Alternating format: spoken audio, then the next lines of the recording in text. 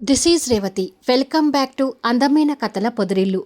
మహర్షి episode number 259.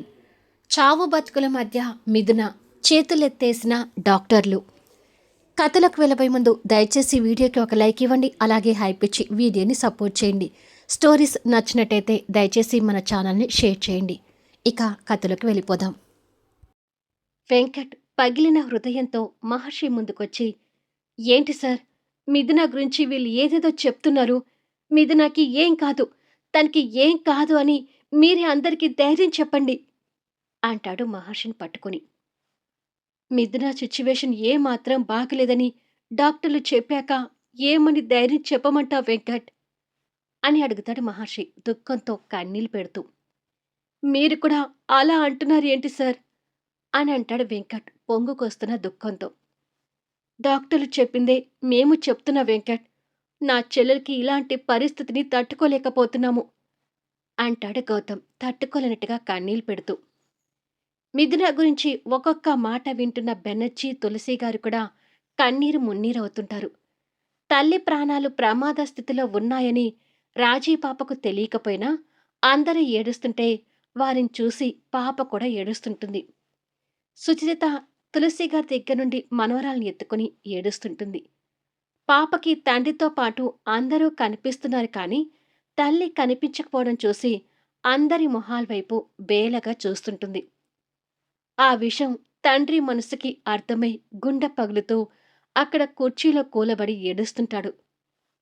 Avanthi Sucharitha దగ్గర నుండి పాపం తీసుకునొచ్చి వెంకట్ పక్కన కూర్చొని, పాప తల్లి కోసం వెతుకుతుంది వెంకట్. తల్లి కోసం పాప గుండె పగలకుండా ఉండాలంటే నువ్వు కాస్త ధైర్యాన్ని కూడబెట్టుకొని పాపని ఎత్తుకో అని అంటుంది. వెంకట్ వెంటనే పాపని ఎత్తుకొని గుండెలకు హత్తుకొని, మీ అమ్మకి ఏం కాదురా, నీకోసమేనా మీ అమ్మ బతుకుతుంది అని అంటాడు దుఃఖాన్ని కంట్రోల్ చేసుకోలేక. తాన్య పాల బాటిల్ తీసుకొచ్చి వెంకట్కి అందిస్తే వెంకట్ పాపని ఒడిలో పడుకోబెట్టుకుని కన్నీళ్లు పెట్టుకుంటూనే పాపకి పాలు తాగిస్తుంటాడు. లోపల డాక్టర్స్ మిథునాన్ని బతికించే ప్రయత్నాలు చేస్తుంటారు. కానీ అది వృధా ప్రయాసగానే మిగిలిపోతుంది అనుకొని బాధపడుతుంటారు. విషయం తెలుసుకున్న ప్రమోద్, వర్ష కూడా అక్కడికి చేరుకుంటారు. అక్కడ మిథున పరిస్థితి తెలియగానే వాళ్ళ కళ్ళలో కూడా కన్నీళ్లు కనిపిస్తుంటాయి. రాజశేఖర్ గారి దుఃఖమైతే అసలు ఆగటం లేదు.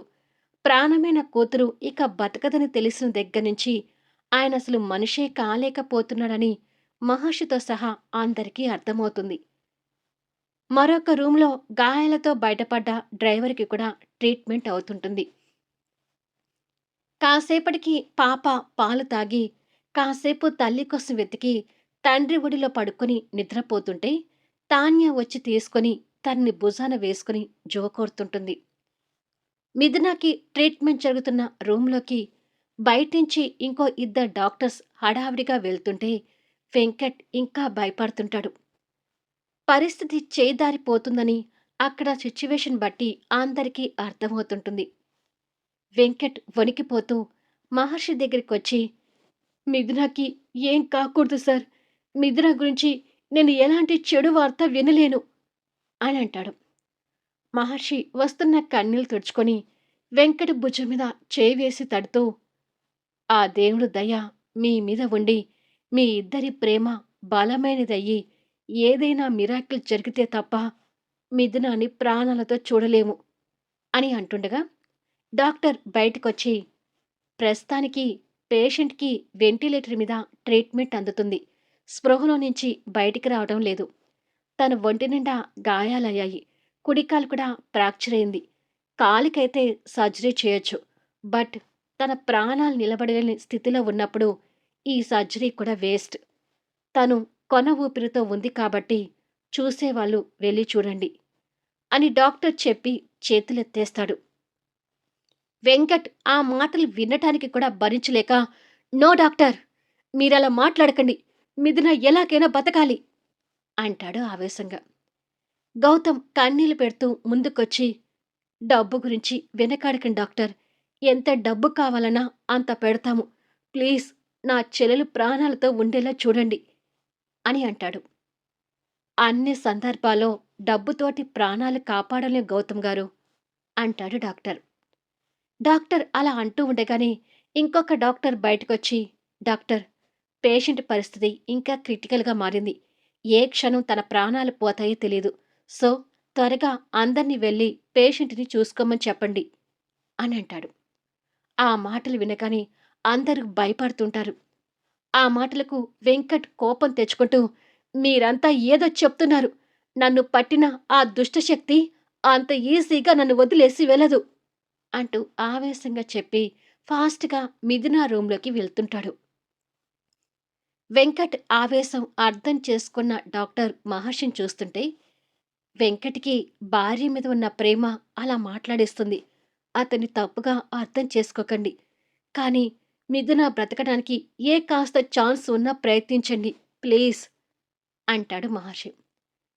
తనసలు ట్రీట్మెంట్‌కి సహకరించే పరిస్థితిలో కూడా లేదు మహర్షి గారు. తను కాస్త స్పృహలోకి వచ్చినా చాలు. తనని బతికించటానికి శతవిధాలుగా ప్రయత్నిస్తాం. కానీ తనసలు మూసిన కన్ను తెరవడం లేదు. అందుకే ఉన్న విషయం చెప్తున్నాము. బట్ ఈ సమయంలో ఒక్క డాక్టర్ అనే కాదు, దైవాన్ని కూడా నమ్ముకోండి అని చెప్పి డాక్టర్ వెళ్తాడు. సుచరిత గారు 2 చేతులు జోడించి దండం పెట్టుకుంటూ, కావాలంటే నా ప్రాణాలు తీసుకువెళ్ళి దాని బదులు నా కూతురికి పూర్ణ ఆయుష్ ఇవ్వు తండ్రి అని వేడుకుంటుంది. వెంకట్ రూములోకి వెళ్ళేసరికి తన చుట్టూ మిషన్స్ సెట్ చేసి కనిపిస్తుంటాయి. తలకి దెబ్బ తగిలినట్టుగా తల చుట్టూ కట్టుకట్టి కనిపిస్తుంటుంది.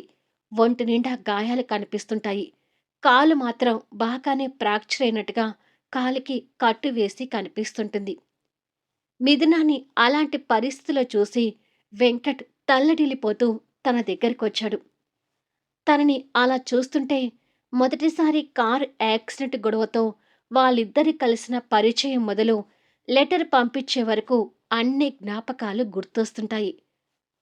మహర్షితో పాటు మిగతా అందరు కూడా లోపలికొచ్చి మిథునాని ఆ పరిస్థితిలో చూసేసరికి అందరి దుఃఖం కట్టలు తెంచుకుంటుంది. స్పృహలో లేకుండా కళ్ళు మూసుకొని కనిపిస్తున్న తన దగ్గరికి వెంకట్ వెళ్ళి, మిథునా అంటూ తన చేయి పట్టుకుంటాడు.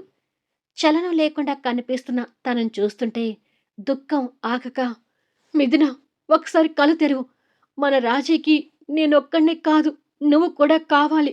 డాక్టర్లు నీ గురించి ఏదేదో చెప్తున్నారు మిథున, అది నిజం కాకూడదు. ఒక్కసారి కళ్ళు తెరువు అంటూ తన మీద పడి బోరున ఏడుస్తుంటాడు. వాళ్ళిద్దరినీ అలా చూస్తున్న అందరికీ కన్నీలాగటం లేదు. కాస్త ధైర్యంగా ఉండే మహర్షి కూడా చెల్లెల్ని ఆ పరిస్థితిలో చూసి తట్టుకోలేకపోతుంటాడు. తాన్య భుజం మీద పడుకుని నిద్రపోతున్న పాప కూడా లేచి తల్లి కోసం అంతా వెతికి బెడ్ మీద గాయాల కట్టులతో కనిపిస్తున్న తల్లిని వింతగా చూస్తూ తన భాషలో ఆ ఊ అంటూ ఏడుపుకు లేస్తూ తల్లి దగ్గరికి చేరాలని వేలాడపడుతుంటుంది. పాప అలా ఏడుస్తుంటే అందరి హృదయాలు తల్లడిల్లిపోతుంటాయి. ప్లీజ్ మిథున, ఒక్కసారి లేరా, కళ్ళు తెరిచి మా అందరినీ చూడరా అంటూ వెంకట్ తన్ని రిక్వెస్ట్ చేస్తున్నట్టుగా ఏడుస్తుంటాడు. డాక్టర్లు, నర్సులు ఓ పక్కగా ఉండి మానిటర్ రీడింగ్స్ చూస్తుంటే క్షణం క్షణం తను మరణానికి దగ్గరవుతుందని తెలుస్తుంటుంది. డాక్టర్స్ రీడింగ్ చూసి తన ప్రాణాలు నిలబడేది గంటల నుంచి నిమిషాలకి చేరుకుంటుంది అని చెప్తాడు అందర్నీ ఉద్దేశిస్తూ. అది విని ఇంకా భయపడుతుంటారు. ఇక వెంకట్ మాత్రం అసలు ఆ పదాలు కూడా తట్టుకోలేకపోతూ తాన్య దగ్గర ఏడుస్తున్న పాపను తీసుకొచ్చి తల్లి మీద ఉంచి, ఒక్కసారి మన రాజీని చూడు మిథునా, పాప నీకోసం ఎలా ఏడుస్తుందో చూడరా. నేను లేకుండైనా పాప ఉంటుందేమో కానీ నువ్వు లేకుండా అసలు ఉండలేదురా. పాప కోసమైనా కళ్ళు తెరువురా అంటూ తనని బతిమలాడుతుంటాడు. కాని పాప ఏడుపు కూడా మిథునాల్లో చలనం తీసుకురావడం లేదు. పాప తల్లి కోసం తన మొహం మీద చేతులు పెట్టి ఆనిచ్చి తడుతూ ఏడుస్తుంటుంది. ఆ దృశ్యం చూస్తున్న అందరికీ అసలు ఏడుపు ఆగటం లేదు. పాప తట్టుకోలేనట్టుగా ఏడుస్తుంటే అవంతి కన్నీళ్లు పెడుతూ వెళ్ళి పాపని దగ్గరకు తీసుకుంటుంది. తన ప్రమాద గట్టికలు దగ్గర పడుతున్నాయి అన్నట్టుగా రీడింగ్స్ చెప్తుంటాయి. ఆ విషయం అందరికీ అర్థమవుతూ ఏ క్షణంలో రీడింగ్స్ ఆగిపోతాయేమోనని ప్రాణాలు అరిచేతుల్లో పెట్టుకుంటారు. వెంకట్‌కి కూడా అది అర్థమై భరించలేనట్టుగా ఏడుస్తూ, "నీ మరణం నిమిషాలని డాక్టర్లు అంటున్నారు. కానీ అది నిజం చేయొద్దు. నువ్వు కళ్ళు తెరువు మిథున" అంటూ ఇంతకుముందు రిక్వెస్ట్‌లాగా చేసిన వెంకట్ ఇప్పుడు కోపంతో ఆవేశపడుతుంటాడు. మరో పక్క అవంతి దగ్గరున్న పాప తట్టుకోలేనట్టుగా ఏడుస్తుంది.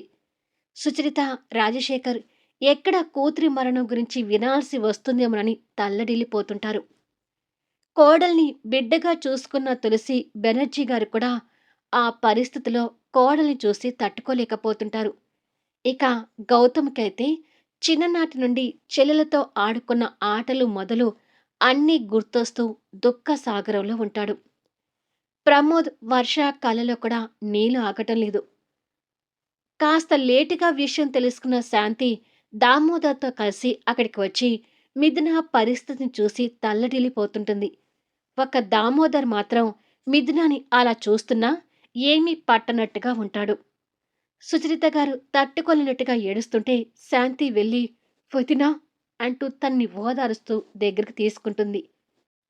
టైం గడిచే కొద్దీ తను మరణానికి ఇంకా ఇంకా దగ్గరవుతుందని రీడింగ్స్ చెప్తుంటే వెంకట్ తన మీద కోపం తెచ్చుకుంటూ, "లే మిథున, నీకు పుణ్యం ఉంటుంది. ఒక్కసారి కళ్ళు తెరవే. ఎందుకే నన్ను ఇంతగా ఏడిపిస్తున్నావు?"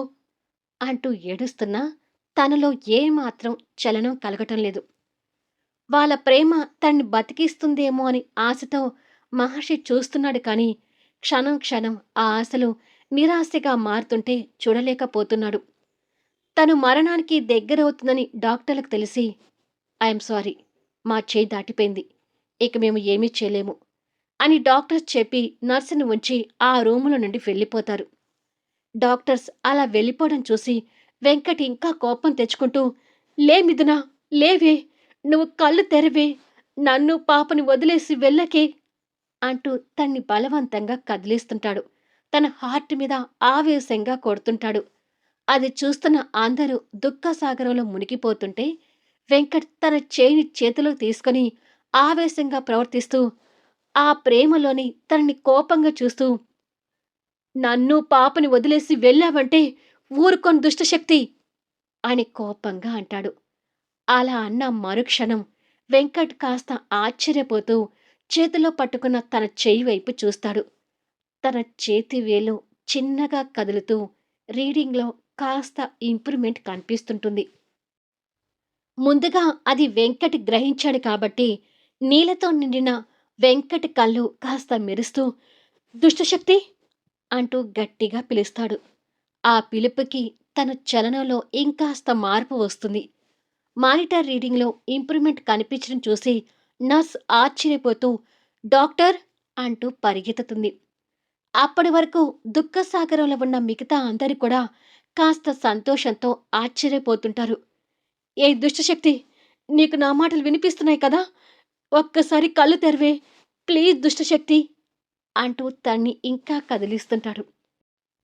వెంకట్‌కి చిన్ను జ్ఞాపకం గుర్తొస్తూ, "నీ నోరారా చిన్ను అనే ప్రియమైన పిలుపు కోసం నేను ఎప్పటికీ ఎదురు చూస్తుంటాను వెంకట్" అని చెప్పడం గుర్తొచ్చి కన్నీళ్లు తుడుచుకొని, "చిన్నూ, చిన్నూ" అంటూ ప్రేమగా పిలుస్తాడు. ఆ పిలుపుతో రీడింగ్‌లో ఒక్కసారిగా ఇంకాస్త ఇంప్రూవ్‌మెంట్ కనిపిస్తుంటాయి.